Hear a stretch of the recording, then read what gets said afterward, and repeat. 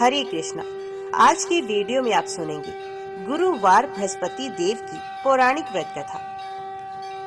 प्राचीन समय की बात है। भारत में एक राजा राज्य करता था। वे बड़ा प्रतापी तथा दानी था। वे नित्य प्रति मंदिर में भगवत दर्शन करने जाता था। वे ब्राह्मण और गुरु की सेवा किया करता था। उसके द्वार से कोई भी याचक निराश होकर नहीं लौटता था। वे प्रत्येक गुरुवार को व्रत रखता एवं पूजन करता था। हर दिन गरीबों की सहायता करता था, परंतु ये सब बातें उसकी रानी को अच्छी नहीं लगती थी। वे ना तो व्रत करती और ना किसी को एक पैसा भी दान में देती थी। वे राजा से भी ऐसा करने को मना करती थी। एक समय की बात है कि राजा शिकार खेलने वन को चले गए। घर पर रानी और दासी थी। उस समय भगवान बृहस्पति देव साधु का वेश धारण कर राजा के दरवाजे पर भिक्षा मांगने के लिए आए। साधु ने रानी से भिक्षा मांगी तो वे कहने लगी कि हे साधु महाराज, मैं इस दान और पुण्य से तंग आ गई हूँ। इस कार्य के लिए तो मेरे पति देव ही बहुत है। अब आप ऐसी कृपा करें कि ये सारा धन नष्ट हो जाए तथा मैं आराम से रह सकूं। साधु रूपी बृहस्पति देव ने कहा कि हे देवी, तुम बड़ी विचित्र हो। संतान और धन से कोई दुखी नहीं होता है, इसको सभी चाहते हैं। पापी भी पुत्र और धन की इच्छा रखता है। अगर तुम्हारे पास धन अधिक है तो भूखे मनुष्यों को भोजन कराओ, पियाओ लगवाओ, ब्राह्मणों को दान दो, धर्मशालाएं बनवाओ, कुआं, तालाब, बावड़ी, बाग बगीचे आदि का निर्माण करवा दो तथा निर्धन की कुंवारी कन्याओं का विवाह करवा दो। साथ ही यज्ञ आदि क्रम करो। इस प्रकार के कर्मों से आपके कुल का और आपका नाम परलोक में भी सार्थक होगा एवं तुम्हें भी स्वर्ग की प्राप्ति होगी। परंतु रानी साधु की इन बातों से खुश ना हुई। उसने कहा, हे साधु महाराज, मुझे ऐसे धन की आवश्यकता नहीं जिसको मैं अन्य लोगों को दान देती फिरूं तथा जिसको रखने और संभालने में ही मेरा सारा समय नष्ट हो जाए। साधु ने कहा, हे देवी, यदि तुम्हारी ऐसी ही इच्छा है तो जैसा मैं तुम्हें बताता हूँ तुम वैसा ही करना।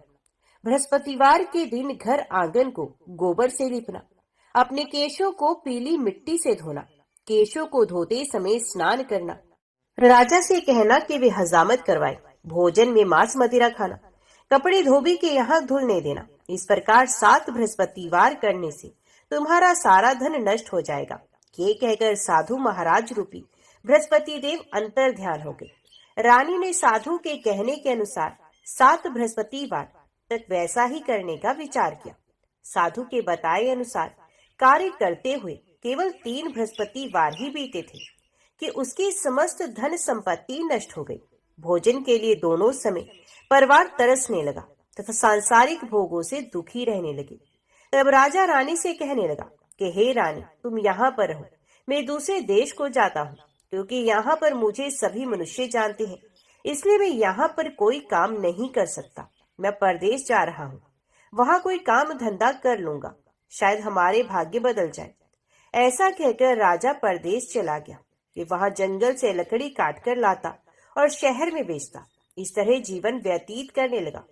इधर राजा के बिना रानी और दासी दुखी रहने लगी। किसी दिन एक समय भोजन मिलता और किसी दिन जल पीकर ही रह जाती। एक समय रानी और दासी को 7 दिन बिना भोजन के व्यतीत करने पड़े। तो रानी ने अपनी दासी से कहा कि हे दासी, यहाँ पास ही के नगर में मेरी बहन रहती है, वे बड़ी धनवान है, तो उसके पास जा और वहां से 5 से खाना मांग कर ले आ, जिससे कुछ समय के लिए गुजारा हो जाएगा। दासी रानी की बहन के पास गई। रानी की बहन उस समय पूजा कर रही थी। बृहस्पतिवार का दिन था। दासी ने रानी की बहन से कहा कि हे रानी, मुझे आपकी बहन ने भेजा है, मुझे 5 सिर भेजर दे दो। दासी ने ये बात अनेक बार कही, परंतु रानी की बहन ने कोई भी उत्तर नहीं दिया, क्योंकि वे उस समय बृहस्पतिवार की कथा सुन रही थी। जब दासी को रानी की बहन से कोई उत्तर नहीं मिला तो वे बहुत दुखी हुई। उसे क्रोध भी आया। वे लौटकर रानी से बोली, हे रानी, आपकी बहन बहुत ही घमंडी है, ये छोटे लोगों से बात भी नहीं करती। मैंने उससे कहा तो उसने कोई उत्तर नहीं दिया। मैं वापस चली आई। रानी बोली, हे दासी, उसका कोई दोष नहीं। जब बुरे दिन आते हैं तब कोई सहारा नहीं होता। अच्छे बुरे का पता विपत्ति में ही लगता है। जो ईश्वर की इच्छा होगी वही होगा। ये सब हमारे भाग्य का दोष है। उधर रानी की बहन ने सोचा कि मेरी बहन की दासी आई थी, परंतु मैं उससे नहीं बोली, इससे वे बहुत दुखी हुई होगी। अतः कथा सुन और भगवान विष्णु का पूजन समाप्त कर वे अपनी बहन के घर आई और कहने लगी कि हे बहन, मैं बृहस्पतिवार का व्रत कर रही थी। तुम्हारी दासी हमारे घर पर आई थी, परंतु जब तक कथा होती है तब तक हम लोग न उठते हैं न बोलते हैं, इसलिए मैं नहीं बोली। कहो दासी क्यों गई थी? रानी बोली, बहन, हमारे घर में अनाज नहीं था, वैसे तुमसे कोई बात छिपी नहीं, इस कारण मैंने दासी को तुम्हारे पास 5 सेर भेजर लेने के लिए भेजा था। रानी की बहन बोली, बहन देखो, बृहस्पति भगवान सबकी मनोकामना पूर्ण करते हैं। देखो शायद तुम्हारे घर में ही अनाज रखा हो। ये सुनकर दासी घर के अंदर गई तो वहां उसे एक घड़ा भेजर का भरा हुआ मिल गया। उसे बड़ी हैरानी हुई क्योंकि उसने एक एक बर्तन देख लिया था। उसने बाहर आकर रानी को बताया। दासी अपनी रानी से कहने लगी, हे रानी देखो, वैसे हमको जब अन्न नहीं मिलता तो हम रोज ही व्रत करते हैं। अगर इनसे इस व्रत की विधि और कथा पूछ ली जाए तो उसे हम भी कर लिया करेंगे। दासी के कहने पर रानी ने अपनी बहन से बृहस्पतिवार व्रत के बारे में पूछा। उसकी बहन ने बताया, हे रानी, बृहस्पतिवार को सूर्य उदय से पूर्व उठकर स्नान करके बृहस्पतिवार का व्रत करना चाहिए, लेकिन उस दिन सर नहीं धोना चाहिए। बृहस्पतिवार के दिन में चने की दाल और मुनक्का से विष्णु भगवान को केले के वृक्ष की जड़ से पूजन करें तथा दीपक जलाए। उस दिन एक ही समय भोजन करें, भोजन पीले खाद्य पदार्थ का करें तथा कथा सुने। इस प्रकार करने से गुरु भगवान प्रसन्न होते हैं, अन्न पुत्र धन देते हैं। इस तरह व्रत और पूजन की विधि बताकर रानी की बहन अपने घर लौट गई।